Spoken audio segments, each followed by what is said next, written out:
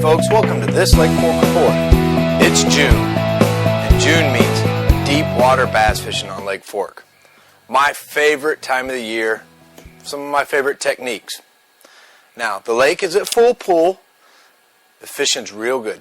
There's plenty of fish still shallow. You can catch them topwater in the morning or soft stick baits around grass. There's probably a dozen different ways to catch them shallow. But I'm fishing deep.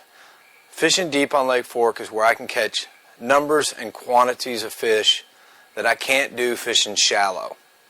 And the four main techniques I use fishing deep on Lake Fork this time of the year is a Texas rig, a Carolina rig, a jig, and a crankbait.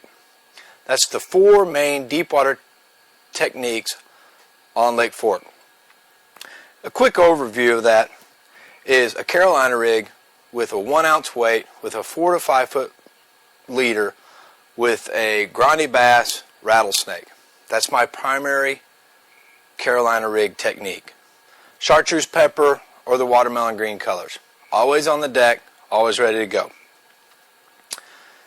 The Texas rig worm, lighter weight, 3/16 or a 1/4 ounce weight. So it gives it a different presentation. So it's got a different fall than a Carolina rig, and you can work it through trees. So you can use a combination of Carolina rig and Texas rig throughout the day for your soft plastic presentations. Now, a football head jig like the Hitman from Black Angel Jigs is always on the deck this time of year. I have 3 rods of each one of these techniques rigged on the deck at all times. So I have a 3/4 ounce football head jig in the green colors, the watermelon candy, some of the black amber with brown and pumpkin, green pumpkin. And then I vary my trailers. Right now I'm using a mutant trailer, and I'm actually mutilating the mutant a little bit. I'll pull his arms off right under the shoulders and take and rig this on my jig. So I have a twin tail with a couple of flappers. That's been my better jig trailer this last couple of weeks.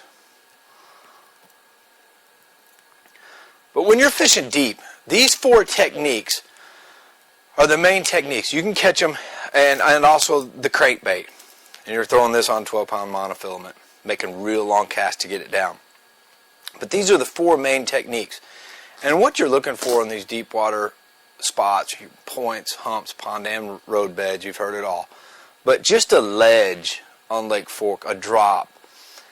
When you find fish staying in, say, like 20 foot of water, you're going to look for a drop, preferably one that's kind of facing into the wind.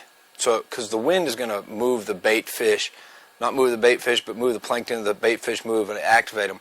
You're going to be looking at a ledge where the fish can sit on the bottom and look into the wind. So preferably a point that's facing into the south wind is a better point to look for.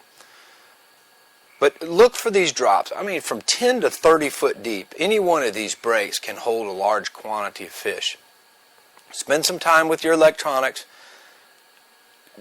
with your map, your Navionics chips. Show all these breaks and points and drop-offs. There's tons of them on Lake Fork, and half of them hadn't even been used yet. But there's super good holes that haven't been found on Lake Fork. If you do a little homework and do a little extra credit work, you can find some holes that really hold a lot of fish. Anyway, Lake Fork fishing is awesome right now. Great numbers.